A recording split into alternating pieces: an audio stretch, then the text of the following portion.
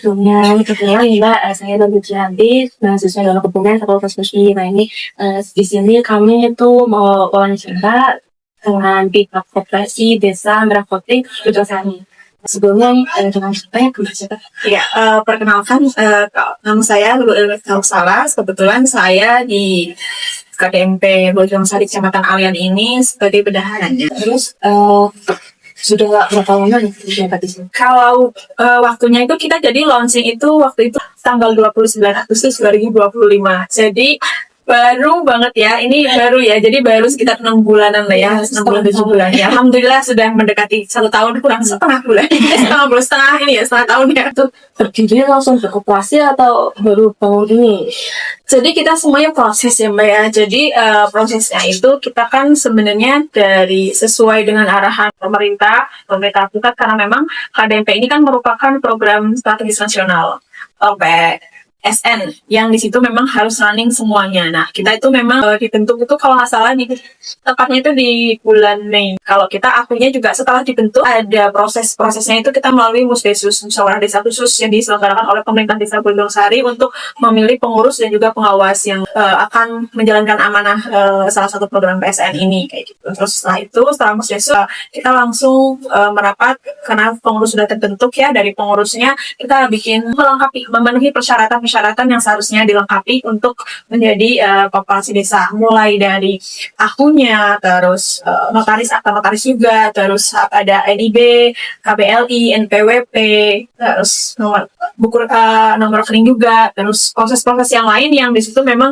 menjadi proses dasar dalam pembentukan sebuah koperasi. Setelah selesai dari proses dasar administrasinya, kita juga running untuk merencanakan kiranya koperasi desa Merah Putih untuk gerainya kan ada gerai yang wajib ya. Kalau kita gerai wajibnya yang sekiranya kita mampu apa gitu. Kita merencanakannya yang memang untuk sembako gitu. Terus habis itu ada peluang-peluang lain kayak sekarang ini kita juga sudah running di peluang yang baru yaitu bahan baku jas hujan karena memang sangat diperlukan oleh UMKM di Desa Bojong-Sari dan sekitarnya. Jadi prosesnya itu tidak serta-merta langsung jadi kayak gitu ya, dibentuk pemerintah menurunkan peraturan terus langsung dibentuk langsung jadi, tidak, semuanya ada proses. Jadi running kita selama 6 bulan lebih ini disupport oleh pemerintah desa dan kita berjalan bersama, bersinergi dan berkolaborasi juga sehingga ya alhamdulillah sudah berjalan. Ini jadi. Iya, ini bahan jas hujan.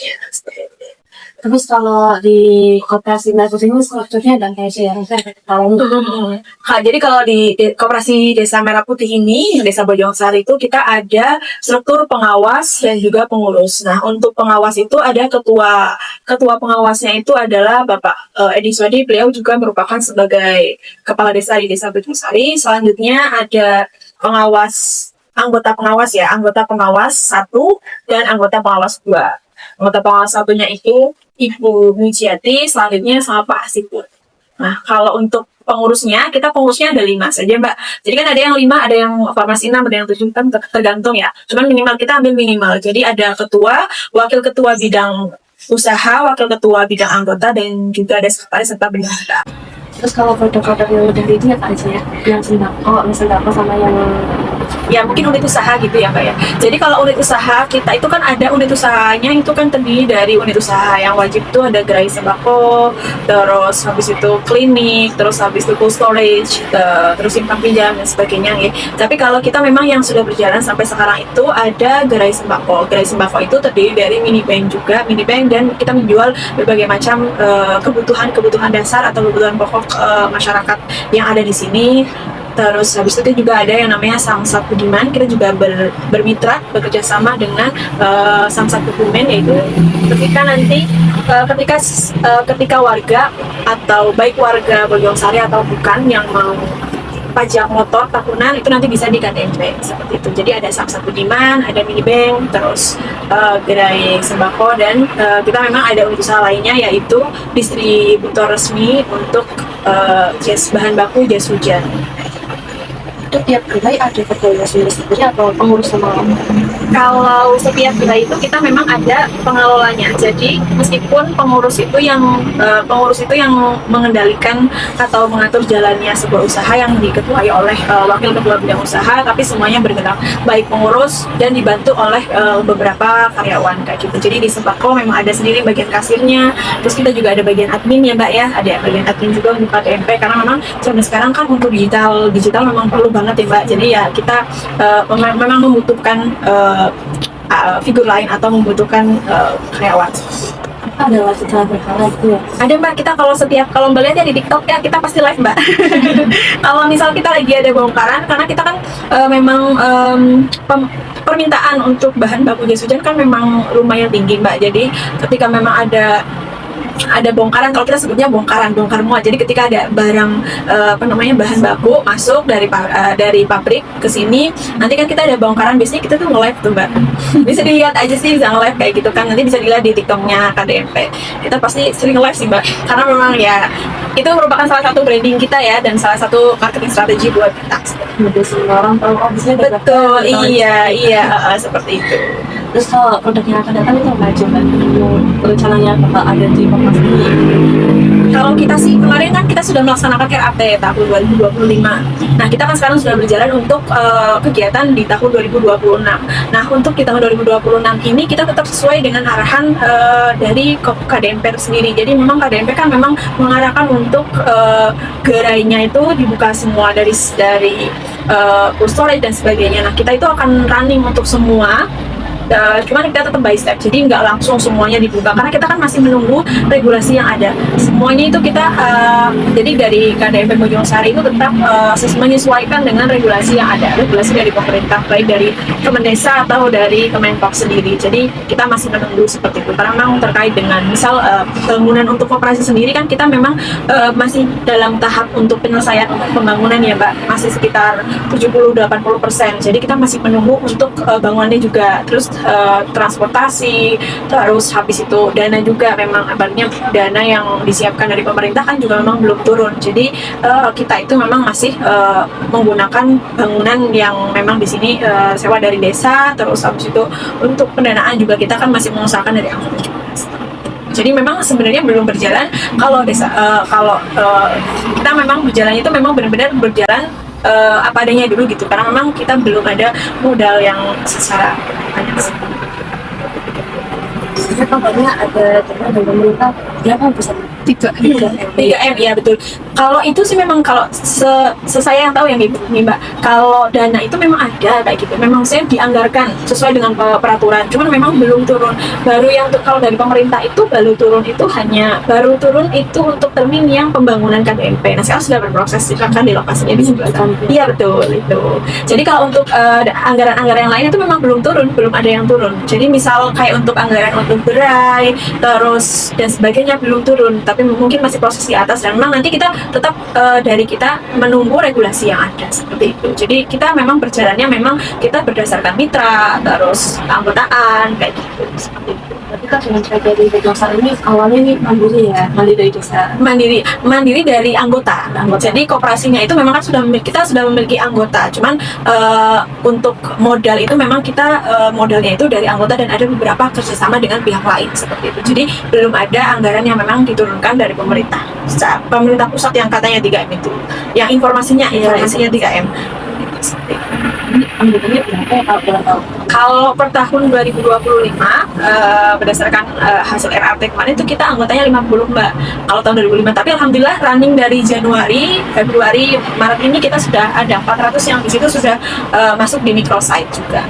Dan di situ ada beberapa anggota yang memang anggota yang berasal dari Desa Bojongsari sendiri, dan juga ada anggota luar biasa yang bukan dari Desa Bojongsari. Kenapa? Karena kita kan unit usahanya itu memang pembelinya itu juga kan bukan dari warga Desa Bojongsari saja. Jadi kan ada yang dari warga lain. Nah, kita arahkan juga untuk menjadi anggota di KDMP Bojongsari karena memang membeli juga produk dari KDMP seperti itu. Berarti transaksi jual beli di sini dilakukan oleh anggota dari Betul, ya anggota, dan di luar anggota juga tetap ada yang beli kayak gitu. Jadi tidak hanya secara full untuk warga desa Bojong Sari, tapi juga ada yang dari luar. Cuman kita memang fokusnya adalah memenuhi kebutuhan yang ada di desa Bojong Sari, karena UMKM, terutama UMKM jas hujan yang Mbak di desa Bojong Sari itu banyak banget ya, dan mereka itu punya apa ya, brandnya sendiri-sendiri ya. Kalau misalnya nanti ada UMKM yang mau nitipin jualannya di sini, apa boleh beli?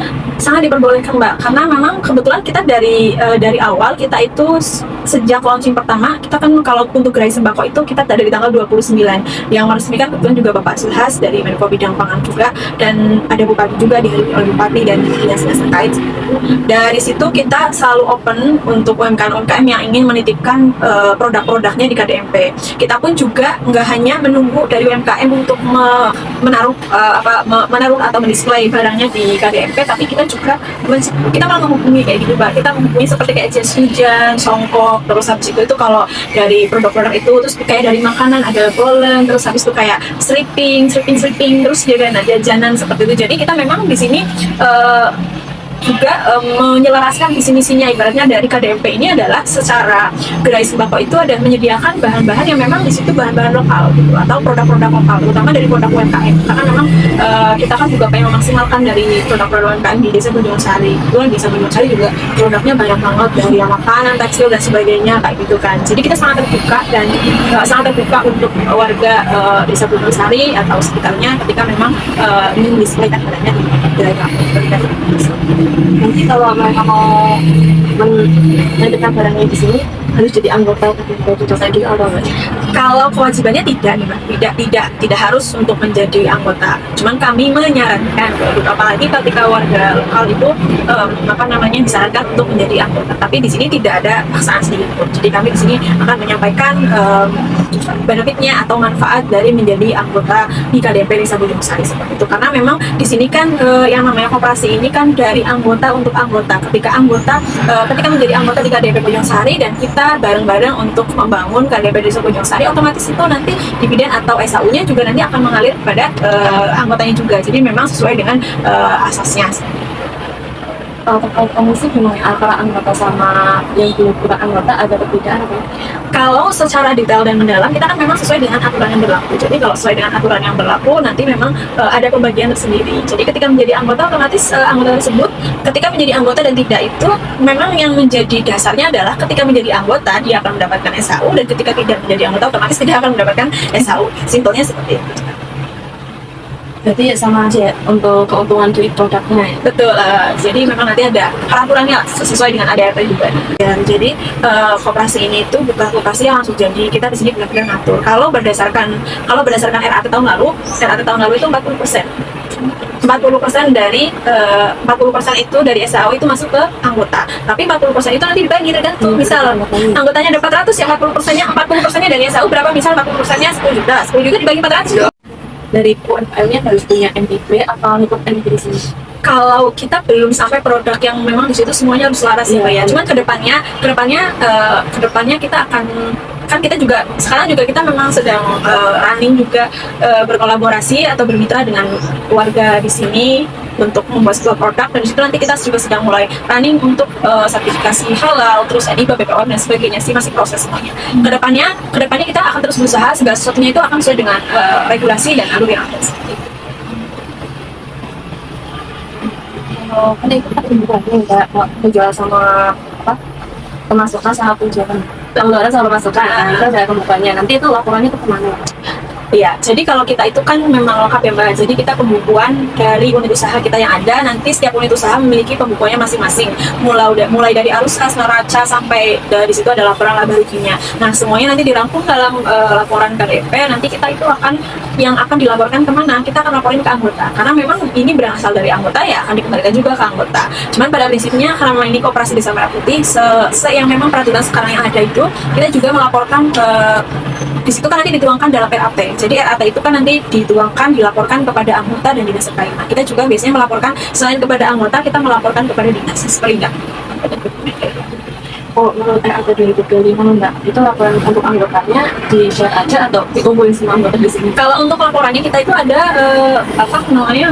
Jadi untuk laporannya itu kita sebelum kegiatan RAT dilaksanakan, kita itu sudah membagikan satu bundle atau satu lengkap satu buku yang di situ berisi tentang laporan kinerja selama tahun 2025. Jadi setiap anggota memiliki aksesnya dan setiap anggota mendapatkan satu. Terus habis itu juga kita juga melaporkan juga kepada dinas terkait. Kalau untuk tahun 2025 berdasarkan evaluasi ya, walaupun baru berdiri, nah itu apa sih kendala yang paling sering dialami sama KDMP untuk saat ini? Kalau untuk kendala yang di sini memang mendasari ya dari yang kita berjalan selama. Berarti kan kalau memang 2025 kan dari Agustus, September, Oktober, November, Desember. Jadi selama 4 bulan kita running menjalani KDMP ini, kendala pasti ada ya Mbak. Karena kita pertama kita harus menyelesaikan segala regulasi dasar yang di situ memang harus dipenuhi ketika untuk menjadi KDMP yang sesuai kayak gitu. Jadi memang kendalanya kita itu secara administratifnya kita masih terus berbenah karena memang dalam koperasi itu nanti ada 16 buku koperasi yang harus dipenuhi oleh koperasi tersendiri atau KDMP yang itu memang dari inventaris, dari anggota, buku pengawas, ada buku tamu, hal-hal kecil itu, ada buku simpanan pokoknya, simpanan wajibnya. Pokoknya dari nomor 1 sampai nomor 16 kita itu memang masih terus running untuk memenuhi. Jadi memang di situ kalau kendala ya administrasi itu menjadi kendala, tapi kendala itu yang di situ kita tertantang untuk menyelesaikan dari buku administrasinya dan juga kendala-kendala yang lainnya. Selain dari administrasi kita juga memang ada kendala dari ya permodalan otomatis menjadi kendala kami nih karena memang kita kan memang berangkat dari yang benar-benar nol ya, kita belum memiliki modal yang cukup dan juga secara kemampuan juga. Tapi alhamdulillah dari dinas kita juga sudah mengikuti pelatihan-pelatihan yang diadakan oleh Disperindak. Terus waktu itu juga Disperindak kayaknya 2 kali dari ketuanya, terus ada anggotanya 2 kebetulan. Terus saya sendiri belum mendapatkan, tapi insight-insight yang sudah disampaikan atau yang sudah diberikan oleh ketua dan juga beberapa anggota lainnya itu kita diskusikan dan menjadi bahan kita untuk menambah kualitas dan kemampuan kita untuk menjalankan koperasi ini. Jadi memang dari skill atau kemampuan atau SDM-nya, terus dari administrasi dan sebagainya itu sih kalau kendalanya yang selama ini masih kita terus running. Dan dari kendala itu bukan berarti kita stop kayak gitu, kita tetap terus gimana caranya mencoba untuk terus mencari jalan, mencari solusi dan untuk update terus, karena kan kalau nggak seperti itu nanti kita nggak maju-maju gitu ya Mbak ya gitu. Ini ceritanya panjang banget ya dari berdiri sampai sekarang. Kendala yang dari bulan Januari sampai Maret ini pas Februari itu apa yang paling ngena? Yang paling ngena apa ya? Yang paling ngena adalah di sini kita mencoba untuk terus berada dalam satu visi misi. Jadi yang paling ngena adalah mempertahankan konsistensi dari program. Pertama kita dasarnya dari PSN, yang kedua karena kita di Pemdes itu di pemerintah desa ataupun di KDMP itu kita mempertahankan konsistensi dan tujuan awal. Jadi kita selalu diingat ketika kita melangkah mau entah itu mau menuju ke unit usaha yang baru atau kita mau melangkah agar unit usaha yang sudah berjalan tambah berkembang dan bagus itu adalah kita kembali lagi ke konsistensi. Jadi benar-benar yang kena banget itu adalah di konsistensi. Karena kita mencoba untuk dari pengurus, pengawas dan stakeholder yang ada seperti ke pemerintah desa, terus kelembagaan desa, terus lebih tingkat lagi ke atas dari dinas juga, kita di sini gimana caranya untuk saling mengingatkan dan konsistensi untuk berjalan konsisten ya, konsisten ya. Bukan kendala sih Mbak, kalau kita bilang kendala pasti ada dari hal-hal kecil kayak gitu, tapi kita rangkum kendala itu bukan sebagai sesuatu yang kayak aduh ada gara-gara ini nih kayak gitu, enggak kayak gitu, tapi kita gimana caranya rangkuman itu menjadi kayak yang konsistensi guys. Konsistensi. Iya, konsistensi dan penyatuan dan penyelarasan visi misi untuk menjalani KDMP ini agar memajukan di Desa Bojong Sari. Ini kan pertanyaan terakhir dari saya. Nah itu kan tadi di pendirian ada beberapa pihak dari peresmiannya, terus ada pemerintah desa, ada dari Disperindak juga. Nah selain dari mereka, apakah ada pihak-pihak lain atau dari kedinasan lain atau dari lembaga-lembaga mungkin swasta yang ikut serta dalam meramaikan peresmian koperasi merek kopi? Sebenarnya kita itu tidak ada, waktu itu kan kita memang informasi untuk kayak kedatangan dari Bapak Subhas selaku Menko Bidang Pangan. Lalu itu kita itu nggak terpikir sama sekali ada beliau, maksudnya akan kedatangan beliau, apalagi bupati gitu maksudnya ya, kan wow gitu masya Allah ya. Cuman di sini kita itu sebenarnya sudah launching, sudah berjalan terus waktu itu ada informasi kayaknya hamin seminggu deh bahwa akan seminggu atau hamin beberapa hari. Jadi kita udah running kayak gitu dan kita pikir nggak ada yang gimana rencananya sih cuma ada pemerintah desa ya, kecamatan lah ya, tapi ternyata memang ada ada informasi, ada kunjungan dari Bapak Menteri sekalian, akhirnya kebetulan waktunya pas, berarti rezekinya ya, waktunya pas kayak gitu, waktunya pas, jadi tidak direncanakan, alhamdulillah ada kunjungan dari beliau, sekalian meresmikan seperti itu. Jadi memang sebenarnya tidak direncanakan akan ada peresmian ini, sebenarnya enggak, kita berjalan sesuai dengan regulasi yang ada, tapi alhamdulillah gitu akhirnya karena memang ada Bapak Menteri ya, memang jadi dari kelembagaan yang lain pun juga ikut hadir dalam undangan ini. Jadi kepala desa, Kecamatan Alian, terus beberapa tamu undangan dari dinas dan sebagainya itu pun ikut hadir juga. Semoga menjadi doa sama untuk kita semua dan semangat juga seperti itu. Bagaimana pembagian tugas dalam struktur organisasi koperasi? Oke, pembagian tugasnya, jadi kita ada dua, yaitu untuk pengawas sama untuk pengurus. Ya, untuk pengawas itu nanti pembagiannya ada ketua pengawas, terus anggota 1 dan anggota 2. Sedangkan di pengurus nanti ada ketua, terus ada wakil bidang usaha, ada wakil bidang anggota, sekretaris, dan bendahara. Ketua bertugas untuk mengontrol setiap kegiatan koperasi. Sedangkan sekretaris membantu dalam proses pengadministrasian, bendahara mengatur dalam proses keuangan, keluar masuk uang, mencatat pembukuan. Sedangkan wakil bidang anggota membantu dalam proses perekrutan untuk anggota koperasi. Sedangkan untuk yang wakil bidang usaha membuat usaha-usaha terbaru yang akan kita laksanakan di koperasi. Terus lanjut pertanyaannya, bagaimana proses pelaksanaan kegiatan operasional koperasi sehari-hari? Oke, untuk kegiatan operasional koperasi kita, KDMP kita dalam keseharian yang telah berjalan itu adanya gerai, bahan baku jas hujan, mantel, sama lapak pandai, Samsat Budiman juga. Jadi nanti dalam proses kegiatannya otomatis kita transaksi jual beli, pembukuan. Jadi setiap hari kita selalu melaksanakan pembukuan. Di akhir atau sebelum tutup kita melakukan pembukuannya. Terus bagaimana sistem pengawasan dan evaluasi yang dilakukan oleh pengurus koperasi atau controllingnya? Oke, untuk controllingnya kita ada jadwal controlling untuk setiap harinya. Jadi bagian dari pengurus, kita dari pengurus itu ada jadwal dalam setiap harinya, itu ada yang datang ke sini untuk mengecek baik itu di bagian jas hujan ataupun di bagian gerai dan samsat teman. Jadi nanti kita ngecek dari pembukuannya, dari bukti transaksinya. Yang penting setiap harinya kita selalu ada jadwal untuk kontrol. Dalam menjalankan usaha, risiko apa saja yang mungkin terjadi di koperasi? Kalau di koperasi sejauh ini kan memang kita kan berangkat dari yang tadinya tidak tahu ya Mbak, menjadi tidak tahu, terus belum berpengalaman juga. Kami mengakui itu ya, karena memang dari pengurus itu memang berangkat dari yang mereka basicnya belum di pengurus. Saya pribadi ya ada bisnis, tapi bisnisnya bukan bisnis di bidang produk gitu, kita pelayanan jasa dan sebagainya. Jadi banyak pengalaman dan resikonya pasti banyak juga.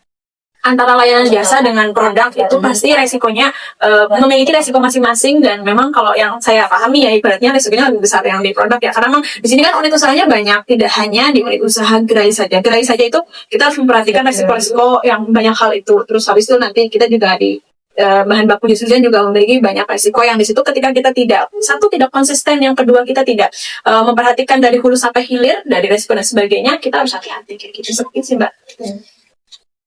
Bagaimana cara koperasi mengidentifikasi resiko yang mungkin terjadi? Jadi kalau dari kita, memang kita setiap hari sebenarnya kita selalu terkoordinasi. Jadi kita selalu berkoordinasi antara pengurus, pengelola, dan pengawas. Kita koordinasi mana saja sesuatu hal perkembangannya seperti apa. Jadi setiap hari pasti akan ada evaluasi harian, evaluasi mingguan, bulanan. Jadi kita tidak bersantai-santai ketika memang sudah berjalan. Justru kita gimana caranya agar konsisten, kita setiap hari evaluasi terus ya.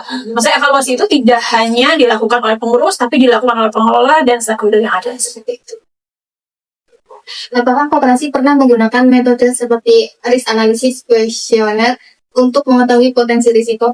Kalau itu kita menggunakan, cuman kita sederhanakan menjadi sesuatu yang tidak sesuai dengan aturannya banget kayak gitu. Jadi tidak menggunakan high risiko seperti itu. Tapi kita menggunakan konsep itu juga karena kita juga ada konsultan atau yang bisa kita minta ilmu dan sebagainya. Yang itu berasal dari baik stakeholder yang ada, terus ataupun dari pakar-pakar yang ada gitu. Apakah ada laporan terkait sumber-sumber bahaya atau masalah yang dapat mengganggu operasional koperasi? Laporan yang dimaksud mesti gimana, Mbak? Kalau laporan sendiri, mungkin ini ya, ketika kita berjalan, pasti nanti kan setelah kita ada evaluasi, pasti nanti kan di depan atau ketika kita diskusi atau evaluasi itu pasti nanti kan ada warning-warning yang di situ kayak lampu hijau, kuning, merah yang di situ merupakan ini resiko nih, bahaya nih dan sebagainya. Ya kita sebisa mungkin untuk meminimalisir resiko itu. Jadi kita makanya terus berkoordinasi, berkolaborasi itu menjadi kunci kita agar resiko-resiko yang ada baik dari resiko yang paling kecil sampai resiko yang tinggi itu bisa teratasi seperti itu.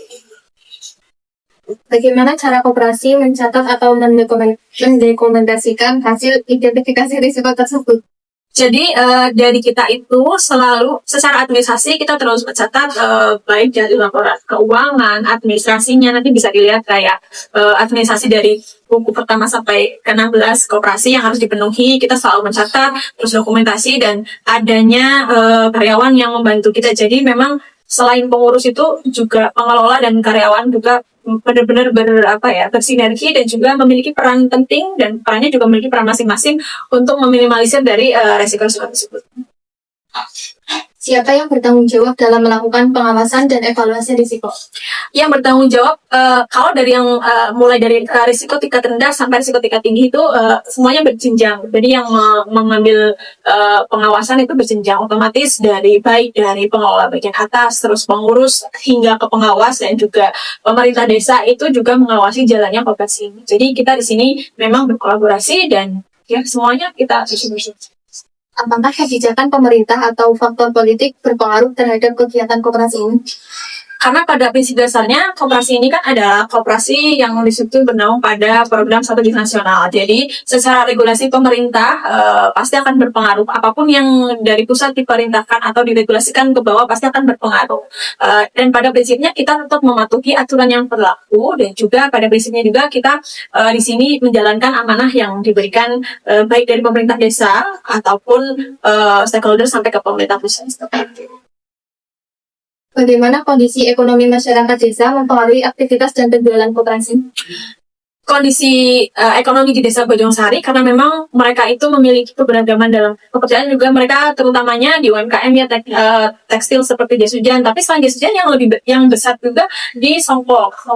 Betul. Dan peran kami dari KDMP itu menyuplai atau memenuhi kebutuhan dasar dari UMKM. Salah satunya karena memang di sini kita baru di bahan baku jas hujannya itu sangat berpengaruh sekali. Jadi memberikan kemudahan kepada UMKM atau kepada warga desa Bojong Sari yang di situ khususnya berada yang di situ khususnya mereka memiliki usaha di bidang jas hujan seperti itu sangat membantu sekali.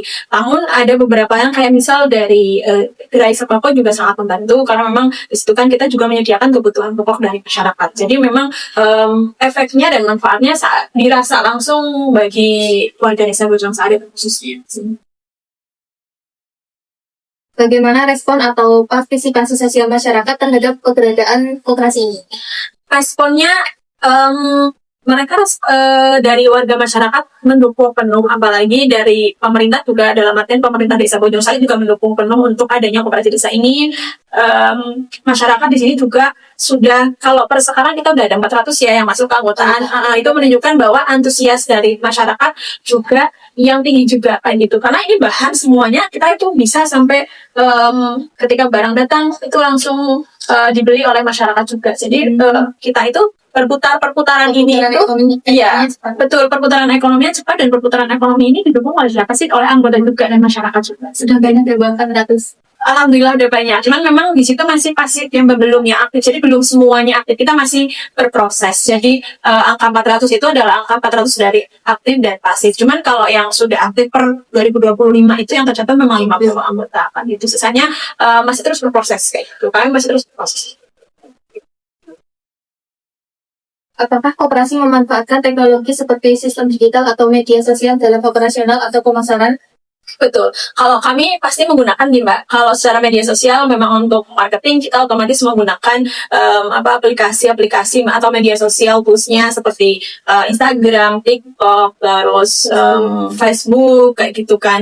Cuman memang kita tidak kita sementara belum untuk kayak Shopee, marketplace-nya belum. Jadi kita memang hanya sosial media itu sebagai media kita untuk branding dan juga marketing secara